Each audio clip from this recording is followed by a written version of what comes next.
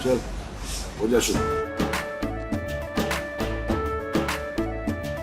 केसरिया से मन जोगी हुआ रे, दिल झूमे देखो पतवारा हुआ रे, दिल झूमे देखो पतवारा हुआ रे। हर पल मनाओ केसरी त्योहार। विमल, बोलो जुबान Kesari. Prime Minister Narendra Modi has reached Italy to participate in the G7 summit, his first trip abroad after taking over as Prime Minister for the third term. Now, G7 summit is important because global leaders, statesmen come together, deliberate on important issues of the day. Though increasingly we are seeing G7 ceding its importance to organizations like G20 and in an increasingly multipolar world with nations like China, Russia, India claiming their own space, the relevance of G7 in terms of influencing global agenda is attenuated.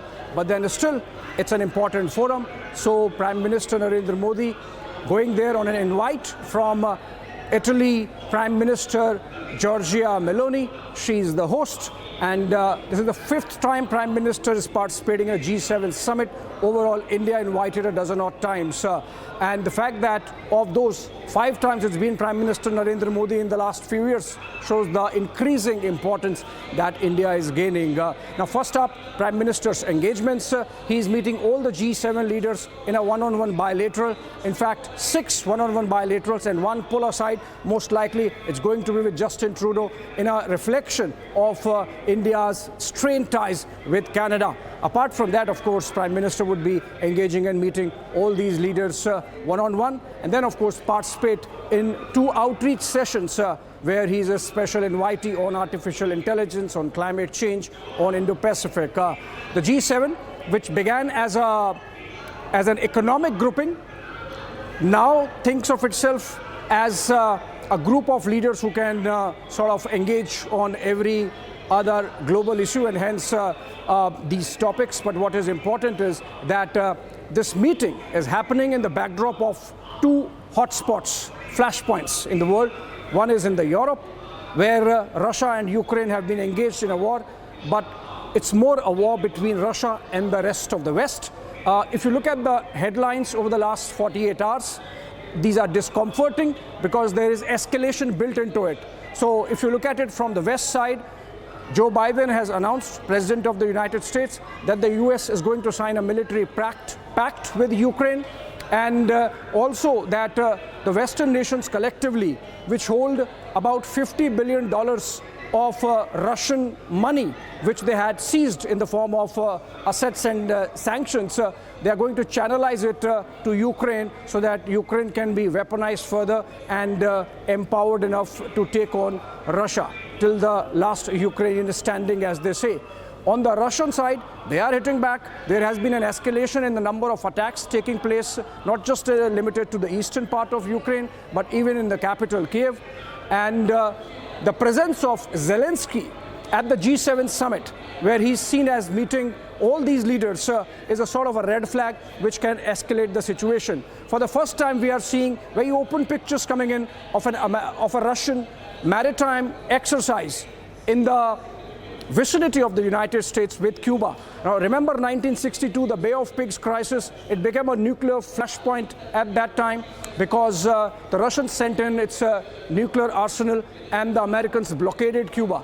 And it so happens that in 1962 also happened the India-China war, and those 2 crises in many ways determined the geopolitics of that time. Similarly, now we are seeing this Ukraine war panning out, essentially a standoff between Russia and the West. And then you have in the Middle East, Israel and Hamas continuing their 7-month war for Gaza.